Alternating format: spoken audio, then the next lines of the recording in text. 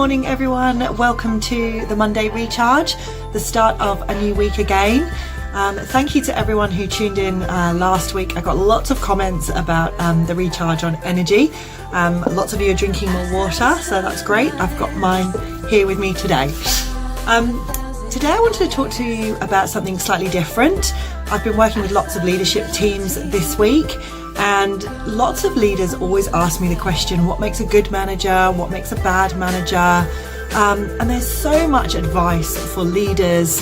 And did you know Amazon actually produced over 58,000 books on leadership in a year? So every single day there is over 4 books being published with the word leadership in it. So no wonder we are all really confused. So I really just wanted to talk to you today about a few small tips that can really help you as a leader in your business. Just really clear, really simple. Keeping it simple is what I'm all about, and hopefully that will help. The one thing that I have really learned over the years in dealing with many companies is that you can't have a strong culture without leadership. In fact, leadership actually underpins the whole culture. And it's the quickest thing to let the culture fall apart is if it's coming from the top. So if there's toxicity or there's trouble in the leadership team, or the leadership team are not aligned, that's the first thing that really will affect the culture.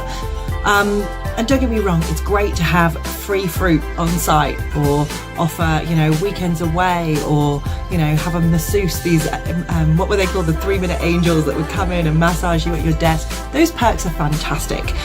But they're certainly not going to keep people in your business. The thing that will keep people in your business is really strong leadership. So recently, the Predictive Index have done the 2018 People Management Survey, which has gone across thousands of employees, and they've really looked at what makes a good manager and also what makes a bad manager, with some fantastic results. So I'm going to just read to you the top 3, but I'll make sure that the slide is shared with you so you can see all of the results. But the top 3 things that make a great manager: number 1, strong work ethic. Over 80% of people wanted someone with a strong work ethic. The second one, again, 80% of people wanted a leader who was honest. Honesty is something really that people talk to me a lot about in leadership: transparency and honesty. And I understand not all leaders can share all information, but even if you're honest about that, and at least say, look, there is some information I can't share, but these are the reasons why, and you will be able to, understand in the near future where I'm coming from and what it is that I'm trying to get to. Just at least be honest with people. The third thing that people said they wanted in a leader, it's something so obvious. 79% of people surveyed wanted a leader with a good sense of humour. It sounds so simple, but we all seem to forget this. We take business so seriously. And look, it's not unprofessional to laugh at work. It's okay. In fact, I read a statistic recently. Children laugh 400 times a day. 400 times a day. Now, the sad thing is, by the time we're 35, or maybe have surpassed 35, we laugh on average 15 times a day. Imagine if we tried to increase that number in the workplace. I bet our staff would be a lot more engaged.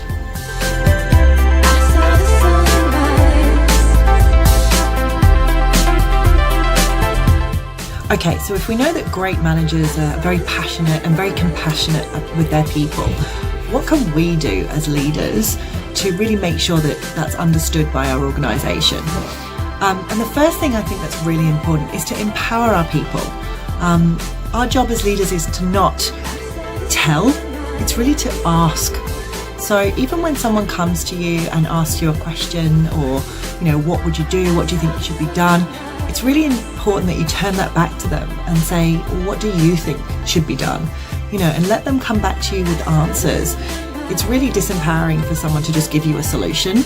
It's much better to have the conversation, and that means time. And a lot of leaders I've spoken to, they say, yeah, I have an open door policy, but it means that I have people in my office, day in, day out, asking questions, and I do have to take time, and you do have to take time with people, because if you empower your people, you will get results, but you do have to take the time to make sure that you're having those conversations. The next thing that I think is really important in leadership is a really obvious one, but it's just be a complete role model, especially in a crisis. You've got to have courage in a crisis. You have to be calm in a crisis. If you're calm and in control in a crisis, people are looking to you. So if you are calm and you're being courageous and you're in control, your team will remain that way as well. If you're running around frantic and neurotic, you're setting the tone for the team. So I think it's really important in those moments. You can never take back behaviour. So, if you're not calm in a crisis and it all goes wrong and there's a massive mistake, you can't take that back.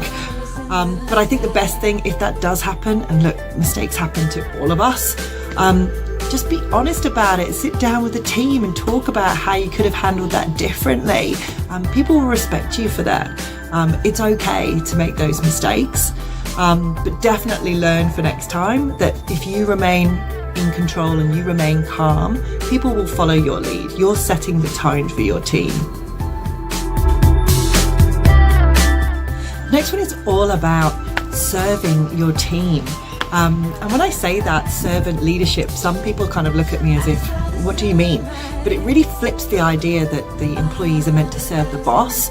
It should be the other way around. The leader is there to serve the team. If you can be a servant leader and really empower your people and inspire your people for a purpose, your role is done. This is what brilliant leadership is all about. It's important that we don't have that stand and command leadership anymore. We don't need that. Servant leadership is all about, I don't always know the way, but follow me and we'll work it out together. It's okay. You're a great leader. Brilliant leaders hire awesome people. Brilliant leaders hire people who sometimes are better than them at certain things. That's great. That's what great leadership is all about. Next one is something that I talk about all the time, but it's giving feedback. The importance of giving feedback to your team is so crucial. We're all people. We all want to feel acknowledged. We all want to feel valued in an organisation. It's not difficult to give feedback to people, good, bad or ugly. I'm not talking about the annual review, please, the death of the annual review, that needs to disappear. I'm talking about ongoing coaching and ongoing feedback. I'm a strong believer in daily nudges. On a daily basis, be talking to your team. If in the last 7 days you haven't given someone in your team some positive feedback or some constructive feedback, why not? You need to start thinking about the things that you need to be talking to your team about. And it doesn't have to be in a meeting. It could just be in a hallway conversation. I really appreciate when you did X, Y, and Z. We really valued the information that you gave us. Or, I really valued when you spoke up and said X, Y, Z. That makes that person feel great. It's really empowering. It will make a massive, massive difference to your organisation. The best book I actually ever read about management, it was actually called First Break All the Rules, and it was about what the greatest managers can do differently. And what I really liked about it is it really made you think about the employee and how they're feeling and what are they thinking. There's actually a really good quote by Alexander Den Hager, and what he says is, when I meet a manager, I get the feeling they're really important, but when I meet a leader, I get the feeling I'm important. Can you see the difference? So management really is all about making people feel good and empowering them. And I'm not saying that, they're always right. Obviously, there's lots of times you have to have tough conversations, but it's the way that you do that.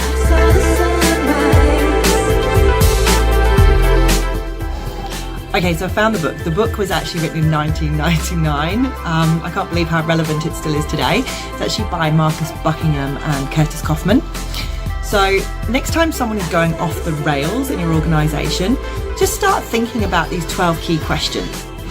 Okay, so the first one is, does this person actually know what's expected of them in the workplace? And secondly, do they have the tools and the equipment and the processes to actually deliver on what they need to? The next thing to think about is, does this person have the opportunity every day to do what they do best? Because if someone can come in and do what they do best every day, they're going to be motivated. Then think about, does this person feel cared about in the workplace by their manager, by their leader? And have they received recognition? In the last 7 days, have they received recognition or praise for work that they've done well? The other thing to really think about is, does the company, the vision, or the purpose of this person's role, is it meaningful? Because we all know that if someone comes into work and their role is meaningful, you're going to have much more impact in the day. The other thing is to think about, does this person's opinion count? So I'm not saying that you have to take their opinion all the time, but are they heard? Are they listened to? And it's really important as a leader to be humble. You can still hold people to account, that's fine, but do it in a compassionate, humble way. Everybody we talk to, that's exactly what they're interested in. They want someone who's humble, not the big ego telling people this is the way we're going to do things. So leadership is obviously a massive, massive topic, which I talk about a lot, and there are a huge amount of things we can talk about in leadership. But I just thought it was really important for the recharge this morning as you're on your way into work, just to really think about a couple of those tips, just so that you can get the best results out of your team this week. Thank you so much for listening. I really do appreciate you guys, and thank you for all your feedback. Keep it coming. Again, good, bad or ugly. I can't improve unless you give me feedback, so please do. And if you're interested in the Predictive Index People Management Survey, I will make sure there is a link. I'm happy to send that over for you guys to have a look at. Okay, have a great week, guys.